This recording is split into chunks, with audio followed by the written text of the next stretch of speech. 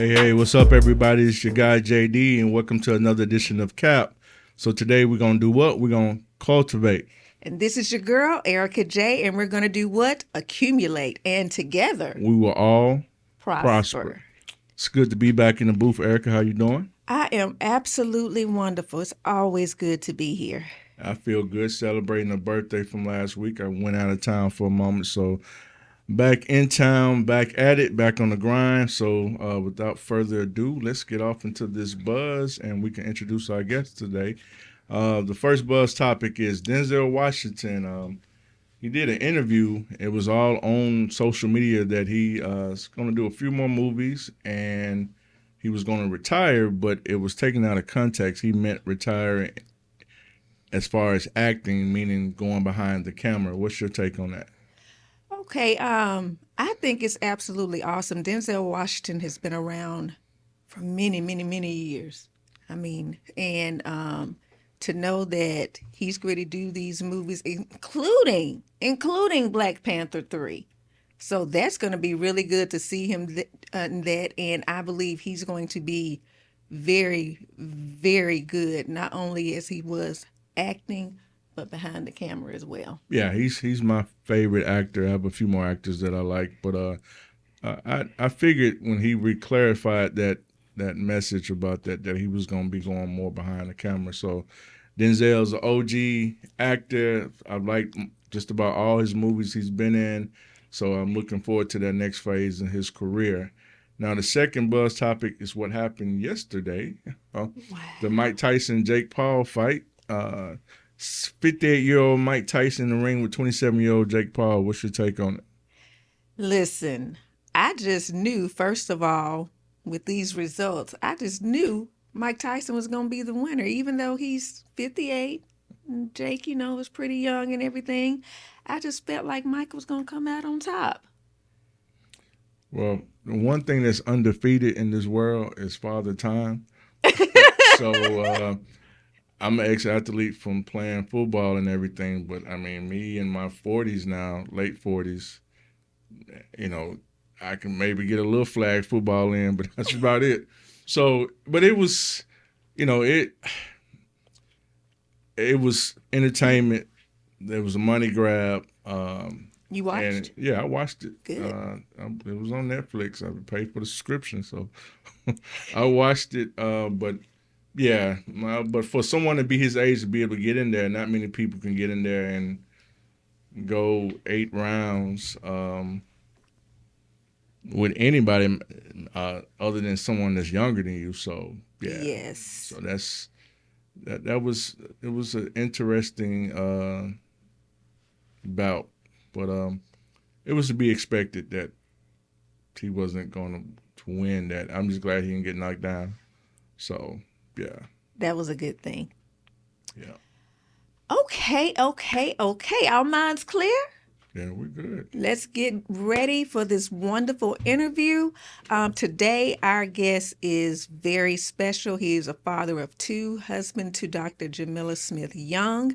He is president of the Downtown Memphis Commission, former director of Housing and Community Development for the City of Memphis Division, and on October of 2023, he won the Memphis mayoral election. Ladies and gentlemen, and all our viewers, let's welcome our guest, Mayor Paul Young. Hey. Thank you for having me. I'm excited to be here with you all. We're excited to have you. Yes. Yeah, good very times. Excited. It's been in the making, so we're Been in the making for a minute. I can't remember where I saw you, but I know we talked about it. months ago. Heal the Hood. Heal the Hood. That's right. Yeah. Y'all were just talking about sports and Father Time. Man, I was hurting for 2 weeks after that game. But you won. We won. Yeah, City of Memphis represent. Well, we just said a little bit about Mayor Paul Young, so tell our viewers some more about. Well, I've been mayor since January of this year, and it's been an amazing experience. But I'm Memphis through and through.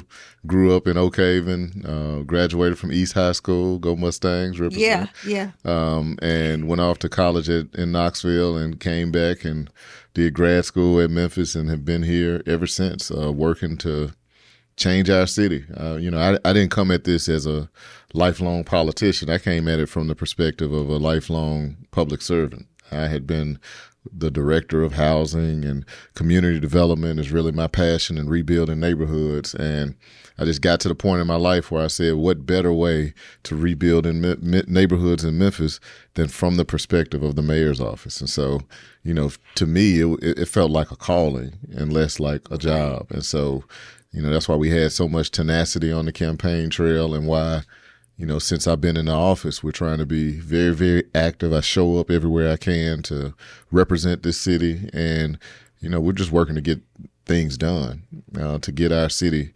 positioned the way it's truly supposed to be. Well, hats off to you for all the work you have done so far. I know it has been a journey. So often we grew up thinking, I know I said I was going to be a teacher or an actress.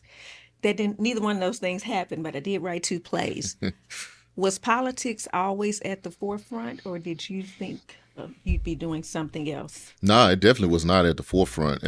For me, it really was community development. I decided I wanted to be an engineer just randomly in like 7th, 8th grade, because of Different World and Dwayne Wayne, the dude with the glasses. And I said, I wear glasses, so, I'm going to go be an engineer just like him. And I stuck with it all through college, and then I moved back, and I realized it just wasn't what was in my heart. And so I decided that I wanted to help rebuild neighborhoods, and I went and got a master's in city planning. And my dream job at that point in time was to be the director of housing for the city. Okay. And God saw fit for that to be able to happen in 2016. And, as I was working in that role and, doing all of that work, I really started to see that the mayor's office is very powerful when it comes to making decisions on how our community is going to be shaped. Mm-hmm. And it kind of was seeded in my mind around that time, but it wasn't until about 2021 that I really decided, like, all right, this might be the time. And we went for it. It was scary, but it worked. That sounds powerful, man. You never know how you have an epiphany moment, right, when things come about. So I'm going to go ahead and ask you what I wanted to ask you is, what have been some of the challenges to reduce crime, minimize poverty, and increase economic prosperity in the city? I mean, those are big, big, big goals. When you look at the root of crime, crime is the output. Yeah. It's the output of a whole lot of things that have gone wrong in an individual's life that takes them to that fateful decision to do whatever crime they're doing. And once you start doing it, you consistently do it. But it's what drove you here. And it's poverty, economic conditions, lack of role models and influences and opportunities. So all of those things are challenges, because those are long-term issues. But then you have just someone who has made up their mind to live the criminal life, regardless of why. But they are consistently robbing, shooting, killing. We got to get those folks off the streets. Yeah. So it's a both and I think we have people that pick one side or the other, work on the root cause and help these folks on the front end. And yeah, we should. We can and we should and we are. But we also got to arrest these folks that's out here terrorizing our community too. Right. And so, for me, it was really about working hard on both ends of the spectrum with our police department. And, it's only about 20% of the individuals committing 80% of the crime. We are not a bad city. We just have some individuals that have committed their lives to doing that. And we got to get them off the streets, and hopefully they go into a jail system that is focused on reform, so they come out and do something different. And at the same time, we got to work on the young people and making sure that they have options to take a different path. And so, it's a really complex system, but what we try to do is take it one step at a time. And when you speak about the broader issues around economic development and poverty, it's all interconnected. Yeah. And how do you bring more jobs to this community? How do you increase the wages in this community? How do you get the private sector on board to do those things? And I think as mayor, my goal and my charge is to be the ambassador that's working on all of those things in a way where people begin to have hope again. Because at the end of the day, what we really need is our community to be hopeful again. Because I think for a moment it felt like we kind of lost our path and that we just felt deflated. We had, young Dolph got killed in late 2021. Then we had Liza Fletcher in 2022. Then we had Ezekiel Kelly, these big, high-profile incidents. Those were in 2022. Tyree Nichols in January 2023. All of these things that kind of weigh on the psyche, and it kind of makes us as a community feel deflated. And now it's time for us to dust ourselves off and, get our swag back. Yeah. Because all those incidents, unfortunate incidents, put the perception out there to people outside of Memphis. Memphis is that type of city. Right. Exactly. And stuff happens throughout every city in the country, but when it happens here, it's so polarized. Yeah. And that's not to negate that it happened and it shouldn't have, but it gets polarized and it gets stigmatized as this is the city of Memphis, which no, that's not. That's something that's happened there, but it doesn't define the city of Memphis. That's exactly right. And quite frankly, I'm less concerned at this point in time about what other folk outside of here think of us. Right. I'm more concerned about what we think of us. Yeah. Because we are sometimes our worst detractors. That's true. You have people that move to Memphis, and the first thing we say, why you come here? Because Memphis is an amazing place, and they should come here. We should be proud that people are choosing Memphis, and we should be proud of our city. And I think we just need some consistent wins to kind of change our psyche. And that's part of what we're trying to do. I mean, you look at things like 901 Day this past year where we were on Beale Street. Well, this year, when we were on Beale Street, we had 11,000 people. We had Glorilla, other artists, kids dancing and rapping and poetry and all the arts on display. And most people say, well, you're going to have violence. Something bad is going to happen. No, it was very, very positive, and we need our young people. We need our city to shine in that way. Let's bring moments of joy and happiness to our community, because that's the way that we really change Memphis. Yeah, and I say this before Erica asks her question. The same energy that folks have when they're at the Grizzlies game and cheering, they need to have that same energy when it comes to things like that. Right. So that attitude, having that type of energy and attitude will stump out the negativity, but if you don't have it, then it only perpetuates. Right. Yeah, absolutely. We got to keep that energy. In fact, when I was on the campaign trail, I think I said that in one of my interviews, is that I want Memphis overall to feel just like a Grizzlies game. It's very diverse. It's very energetic, and we all team Memphis. That's the mentality that I want this city to take on right now. Like, we're team Memphis, and the odds are against us.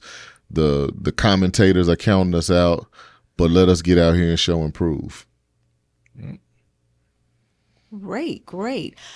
So my second question, we actually have the C.A.P mandate: cultivate, accumulate, and prosper. So we'll go ahead and go with the accumulate part. Okay. And Jerry will come back in with the cultivate. Reflecting on your political career, what would you say you have accumulated along the way?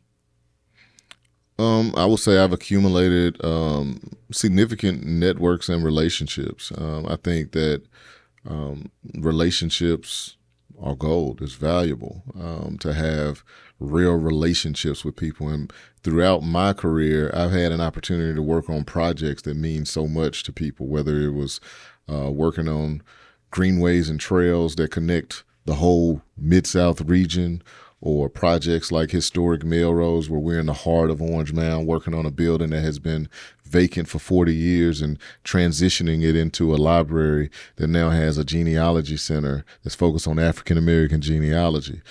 Through the process of projects and initiatives and programs like that, built so many relationships, not like come and vote for me relationships, but like let's get some things done together relationships. And so I think that manifested even in the campaign, such that people believed in me because they knew the authentic me. They know I'm not running because I'm trying to climb the career political ladder.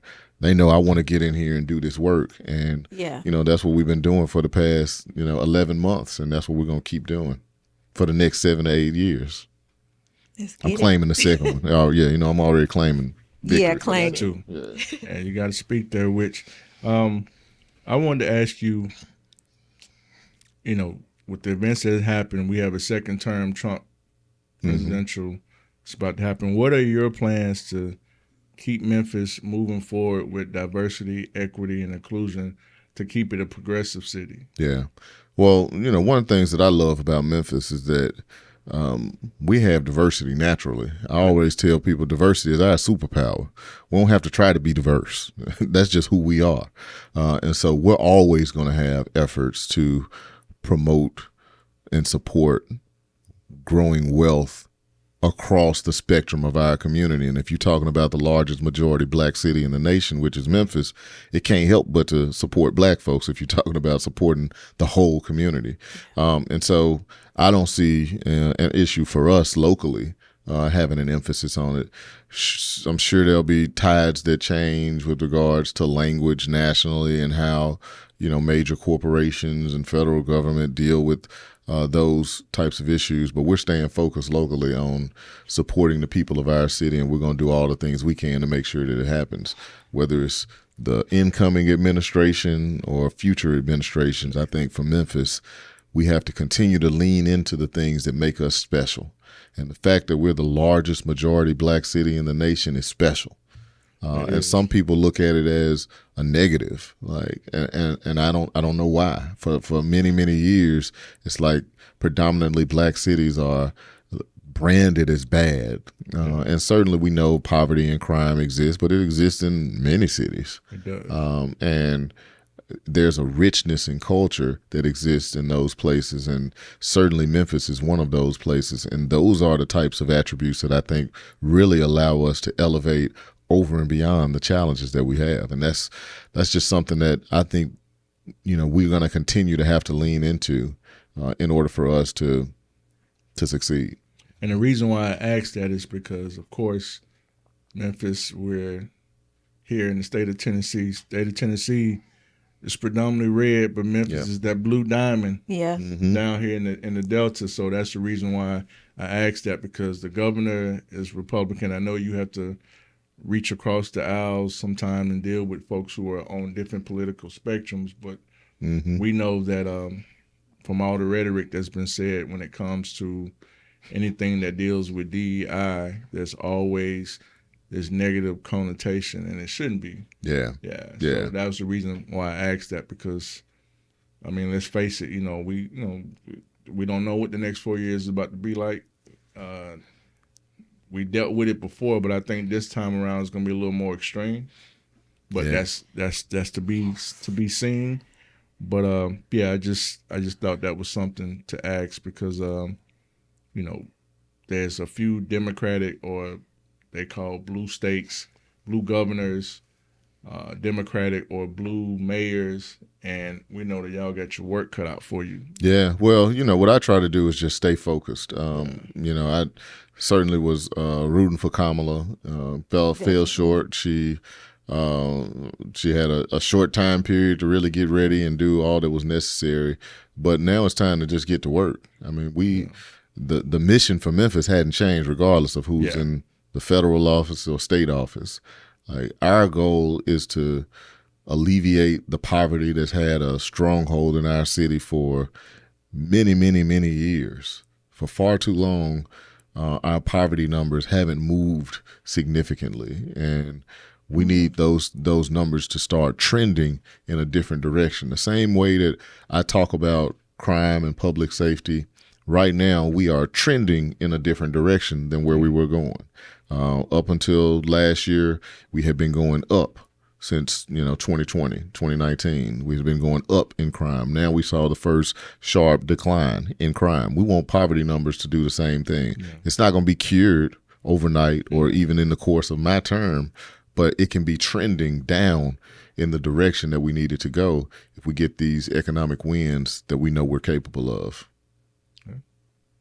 It's every, like Bobby Brown said, every little step. Every little step Every we little take. step I take. Every Yeah. little step makes a difference. Don't make us start dancing. Yeah, I thought somebody was about to cue it up and play it real quick. All right, so like I said, like Erica said, the acronym for when I started this podcast is C.A.P. I wanted to put a different spin on it, so I said C.A.P would stand for Cultivate, Accumulate, Prosper. So the cultivate question I want to ask is, how did you cultivate your experience as a former director of housing and community development for the city of Memphis to prepare you to become mayor of your hometown city? That's a good question. I mean, I think you really don't know that you are being prepared when you're on a journey like this. Like, I really didn't know that I was being prepared. I just like you just did, just put one foot in front of the other and kept taking the next, what felt like logical steps. If you look at my career path, I started off as an intern in the planning office. And when I was interning, I was in planning school, and I picked for my my master's project, strategic plan for the Douglas Bungalow Crump Community Development Corporation. I did a strategic plan for that organization, working with neighborhood leaders. And again, my dream job was what I would just say is Robert Lipscomb's job. And I had a couple of different jobs. I worked with Archie Willis, who had a firm, him and Pam Clary, called Community Capital. It's now ComCap, where it was very unique in that he did municipal finance and working on bonds and structuring for cities like Memphis and Shelby County. But we also did real estate development. And so I learned how to work on municipal budgets and all these different things. I didn't know it was preparing me to be mayor, but I was getting prepped right then. Then I started working for the sustainability office, and I was working with mayors from all over the region on putting together a greenway plan. I was getting prepped. Then I became the assistant for Mayor Luttrell, a Republican mayor of the county. And so I'm literally seeing how to be mayor every day. Then I became the head of housing and community development, where I'm working in neighborhoods throughout this community to figure out how to solve some of the biggest challenges that they're having around growth and development. And then I became the president of Downtown Memphis Commission, where you basically are the mayor of a little small area and working with the police department and our security teams and developers and business owners and all of the different things that you need. And so all of that made me very, very prepared for being mayor. So when I came in January, some people were surprised, like, bro, you hitting the ground running. It's like, I really told y'all I was prepared. Like, the journey prepared me, and I didn't even know that's what God was doing. But that's a God thing. You put one step in front of the other and, let him figure out the rest. Yeah. That is very, very inspiring. I am, and even both of us have talked so many times about the journey. Mm-hmm. We are in this journey, and we never really know where this journey is going to lead us to. Don't. We're going to go through some cuts and bruises. We're going to go through some detours, but eventually along the way, we get stronger because of those detours, and we ultimately reach our goal or our destiny. So. Just one point on that. I mean, I just got to tell this quick story. Like, before, like somewhere along that journey, probably 2017, 18-ish, my family would say stuff like, boy, you're going to be mayor one day. You're going to be mayor one day. And so they just kind of kept hearing it over and over. And so we got to about 2021, and I had become the president of Downtown Memphis Commission. And my dad, before he passed, was talking to me on the phone, like, you still going to run for mayor? You still going to run for mayor? And I was like, man, I don't know. I'm going to wait this out. My kids young, my wife, it's a lot of stress. Like, I'm good right now. I'm earning good money, and this is a great job that I have. And he was just listening quietly, and he was never quiet. He's a preacher, so he was always boisterous, Bishop Young. And so he said after I finished, he was like, son, I hear all that, but I want you to remember that your grandparents would have never imagined that their grandson would have the ability to even think about becoming mayor of the Memphis that they knew. And what he also said, what God has put in you is not about you. It's about what you can bring to the rest of the world. Now you take that and you think about what you're going to do. And when he said that, it was during the time where the pandemic, it was 2021. So, you're seeing people die Yeah. And the brevity of life is just so clear during that time period. And I was like, you know what? I don't know if I'm going to be better in 8 years than I am right now. Let's go. And we went for it. Wow. That's what's up. That's That's very inspiring. Yeah. very, like, I'm sitting here listening to you like, do I have to ask the next question?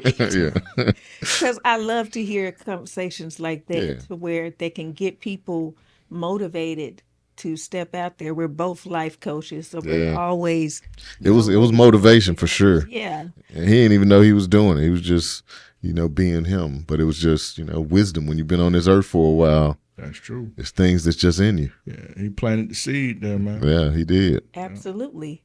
And you and your sister. Yep.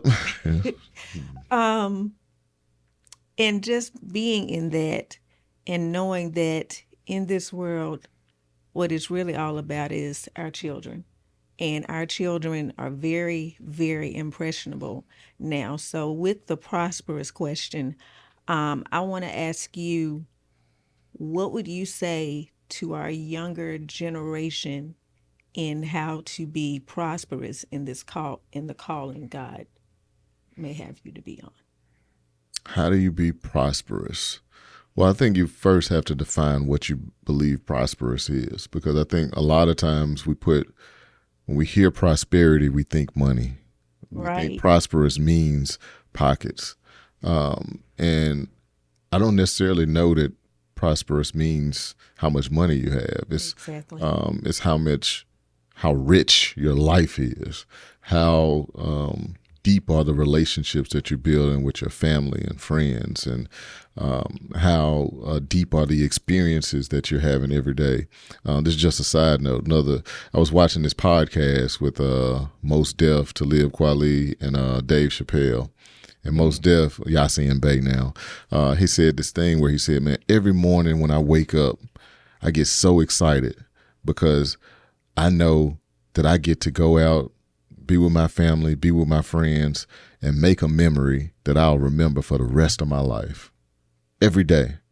And when you think of life in that way, like, that's prosperity. Like, the ability to go out there and make these memories that you're going to remember for the rest of your life. And so I would encourage young people that are wanting to enjoy a prosperous life to pour into the things that matter. Like, pour into real relationships with people, pour into your profession. Right. And when you think about the things that you want to do in life, I know you got to find a job to make money, but while you had that job, find your passion and find a way to turn your passion into your job.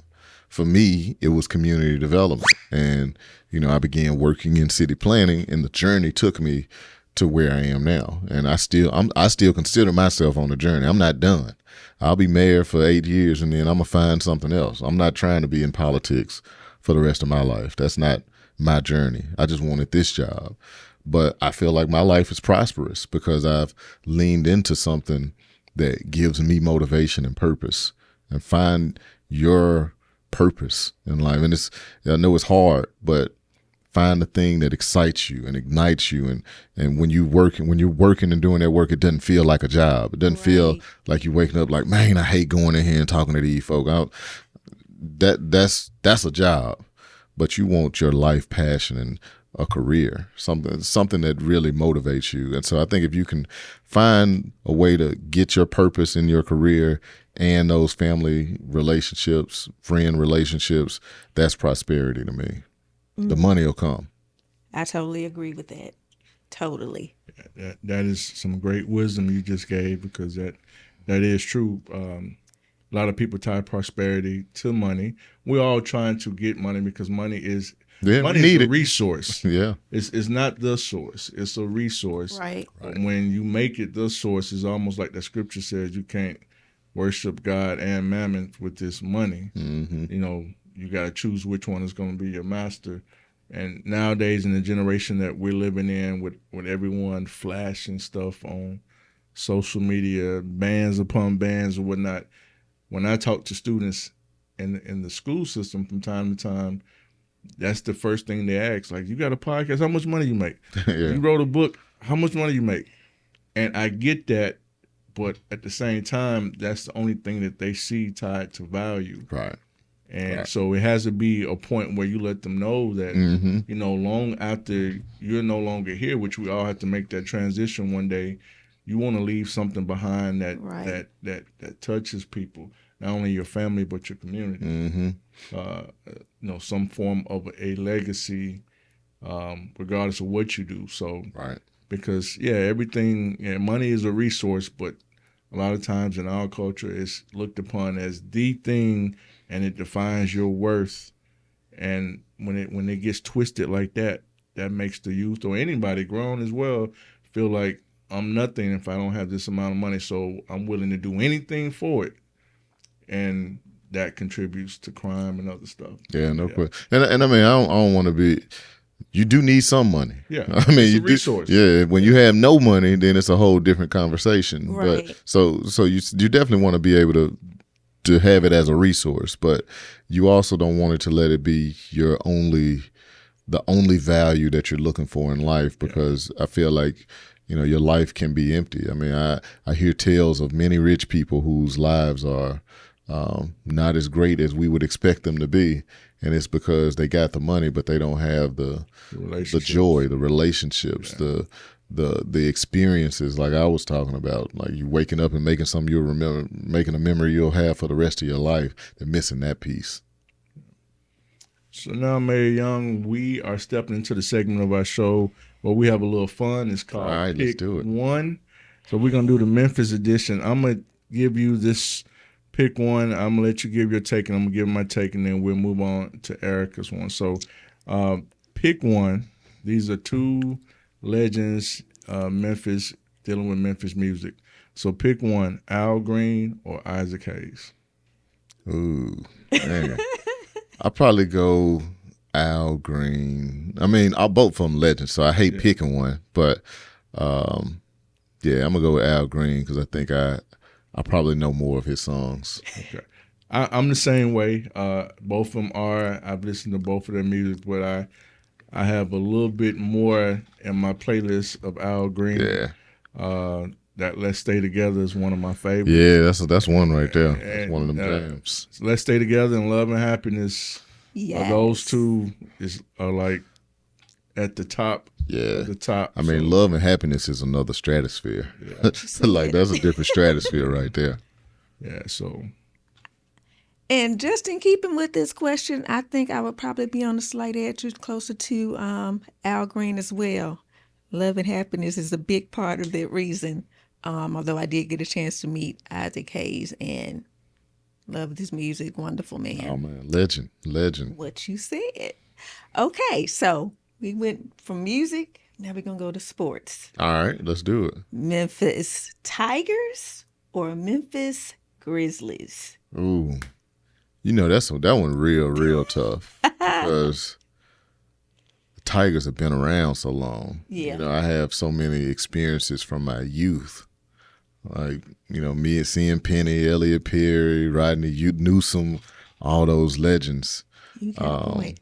Man, that's a tough one. I'm gonna have to say both on that one. I don't want to pick because I also have, you know, 2011 when the Grizz went to the Western Conference Finals.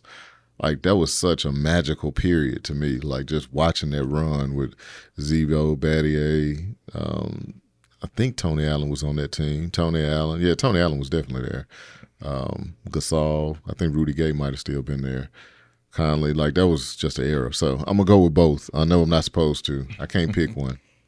That's okay. I need them both. I need them both to thrive in our city. Okay.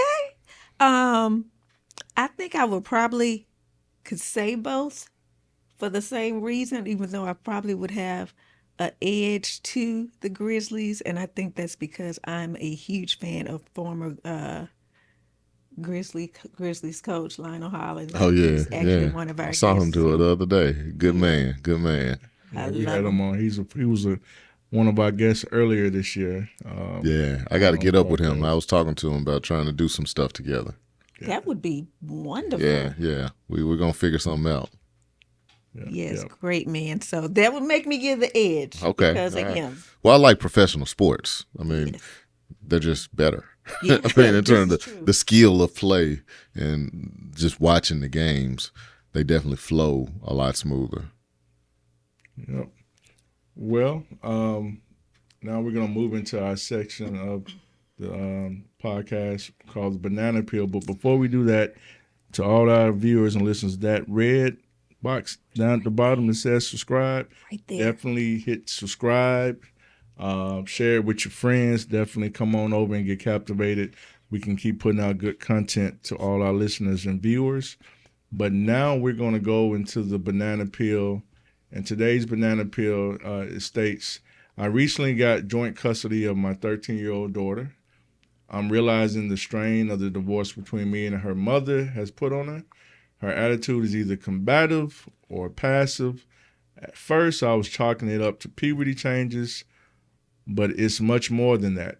She is my baby girl, only child, but I'm trying to walk the tightrope of discipline and showing compassion.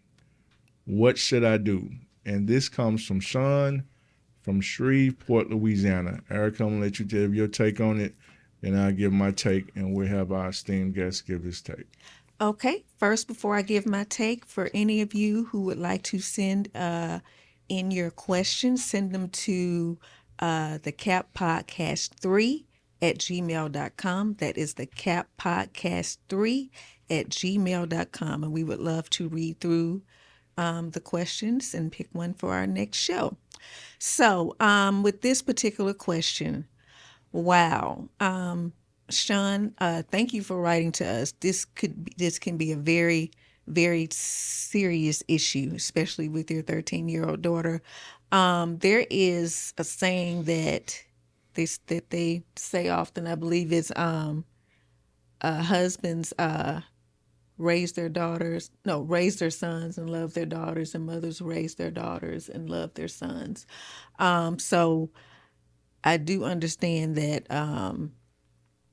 a lot of times, we want to make sure that we're showing love and that they're able to go through this process, because it can be a very difficult process going through a divorce.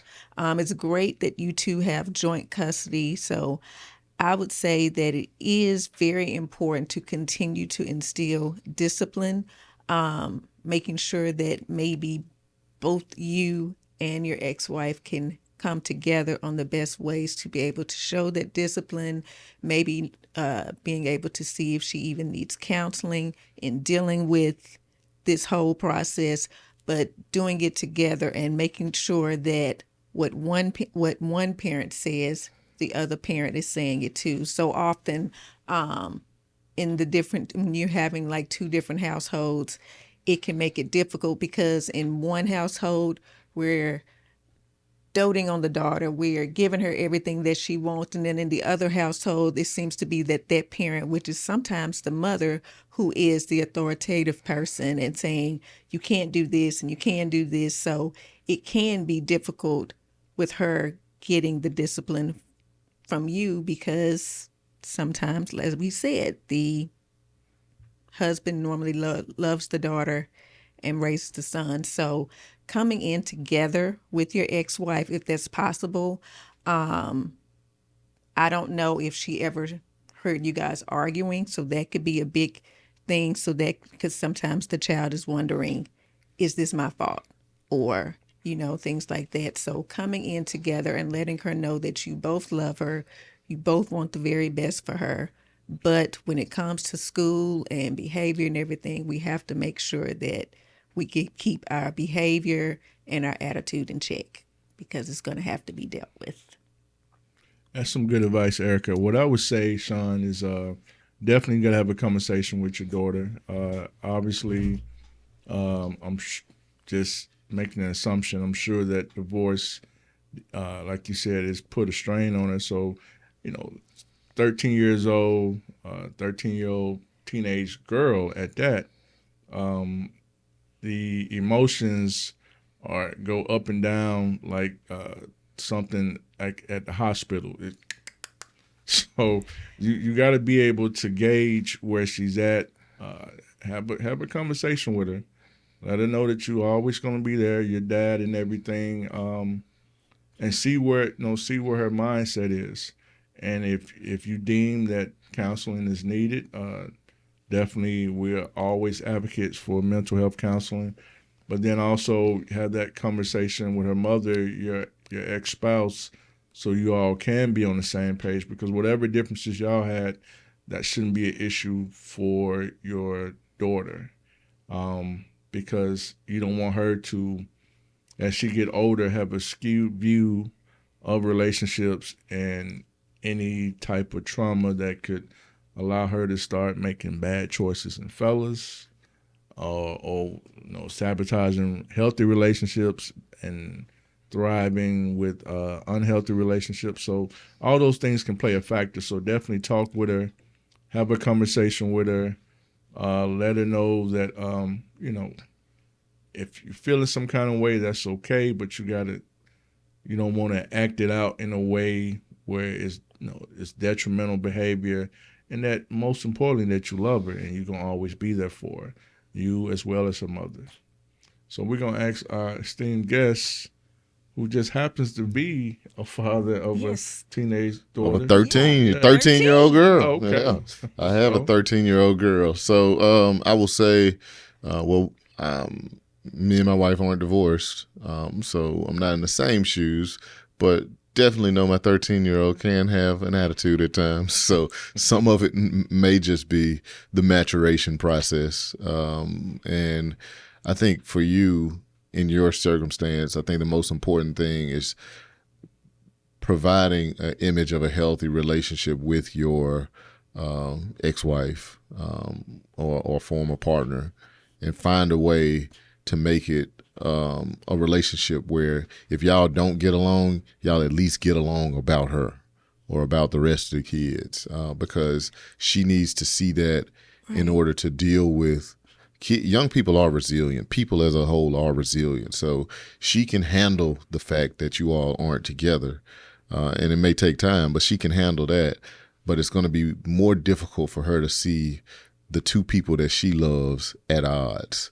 It's going to be more difficult for her to have to pick between you and the mother, when you guys are beefing on different things. And so I think the most important thing you can do is bridge that relationship, because that's going to do a lot to help the relationship that you have with your daughter. And then the other thing I think is just continuing to talk to her, and the emotions can be up and down, but the love is there and she will process in her way.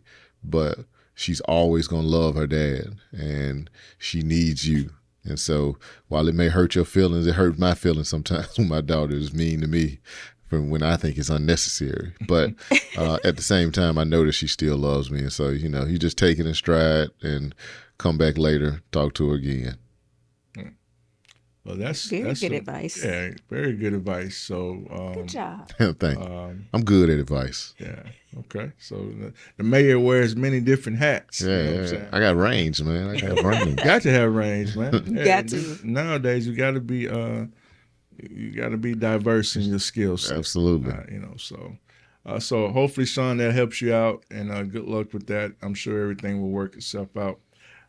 We have had a great show today. We are very grateful and appreciative that you took time out your schedule to come on to the show, Mayor Young. So this point, we want to give you a chance to let our viewers and listeners know anything that you've got coming up besides, of course, your duty to serve and run the city, any events or anything that the community can look forward to as we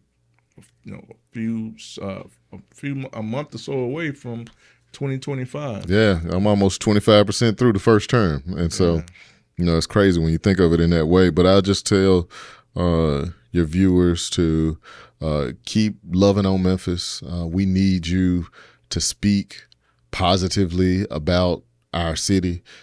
I said it earlier, but I think the most important thing we can do in this moment for Memphis is change the narrative. We have to change the way we view ourselves in our city. We got to step up to self-esteem. And it starts by you responding to folks on social media and pointing out the good things that are happening in our city. And when you see people trashing our community, make sure you're countering that with some things that are going well in our city, because every community has things that are wrong. But not every community has the same vibe, character, and energy that we do. And so we should be proud of that. In terms of things that are coming up, we're up on the holidays. I know we have the Whitehaven Christmas Parade that's coming up on, I think it's the 23rd. So make sure you come out there. It's been a great event for many, many years. Certainly want to see people there and love on your families and friends and have a good time, safe time during these holidays. And let's get ready for a great 2025. We're ready to keep pushing Memphis up. Okay. All right, all right. Well, thank you again, Thank you. Mayor Young, for being here. This has been a very, very inspiring episode. So we've been very excited to have you here. Next, it's time for our detours moment. Before I begin that, let me let you know, if you want to book me for speaking engagements or coaching, you can go to www.eph6productions.com. You can also email me at ephesians6pro@gmail.com. I am on Facebook. I am on Instagram as E6 Coaching and Consulting, and Ephesians 6 Productions as well. So for our detours moment, remember that there is strength in your detour. 2024 has been a hard year for so many people. There's been loss of jobs, there's been sickness, there has been so many deaths, but even in the midst of your detour, learn that you are gaining strength, you are still gaining momentum, and in 2025, it will be a different year, and you will still be on this journey to destiny. It's great advice, Erica. Before I get to the brain drop moment, that down below, you can also reach me if you need anyone for a speaking engagement, to be on a panel discussion at Linktree/Jerry Davis. You can also reach out to my email, authorjdavis@gmail.com. I'm also on social media as Life Coach Jerry Davis on IG and as well as Facebook. So the brain drop moment for today is fall back from complacency and move forward with consistency. Let me say that again. Fall back from complacency and move forward with consistency. What happens a lot of times in our lives as men and women is we get complacent. Like when things are going good, it's going pretty good. I don't need to do more. I don't need to rock the boat. Or when it's going bad, and it's just bad, I just got to ride it out. It's nothing I can do. You got to move forward with consistent effort to always seek better, not just for yourself, but for those who are looking up to you and those who are around you. So that's your community, that's your family, that's your friends. Because the most successful people who have left some form of legacy on this earth, famous or non-famous, family, friends, or whomever, have always moved forward with consistency. When things are good, they don't just get complacent like, well, it's good, it's straight. They keep moving forward because we know things will come about that be beyond your control.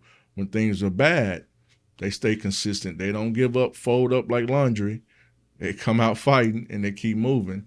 So don't fall back with complacency, but move forward with consistency and watch your life take off and the blessings will flow from the Most High. That's my brain drop for the day. That was good, sir. Thank you. So we've had a great show today. We've had Mayor Young come on here once again, who we appreciate taking time out of his busy schedule. The only second politician we've ever had on the CAP. The first time we had earlier this year, we had State Senator London Lamar. London, my homegirl. Yeah. She great people. Yeah. So, but we, like I said, we try to have a diversity set of guests, whether they're from the city or outside of the city, to come and explain their journey and how they cultivate, accumulate, and prosper. So we thank you once again. Look forward to many more great things. And any way that I can help out, man, I am definitely, I'm not a native Memphian, but I moved here in 06, so I'm a transplant that been here next year make 19 years. Yeah. I didn't think I was gonna be here that long, but like you always tell folks, you want to make God laugh, tell them your plan. Right. Yeah. Right. So right. That goes double for me. Glad to help any way I can. Oh yeah, well you guys keep doing this because this is important for our city. So Yeah. thank you for making your voices heard and strong and really representing our city in the right way. Okay. Thank most you. definitely, most definitely. Appreciate so that. as we get ready to wrap up the show, one thing I always leave you with it after each episode: if you're gonna be anything, be for real. This is JD. And this is Erica J. And we signing off. Let's get captivated. Peace. See y'all.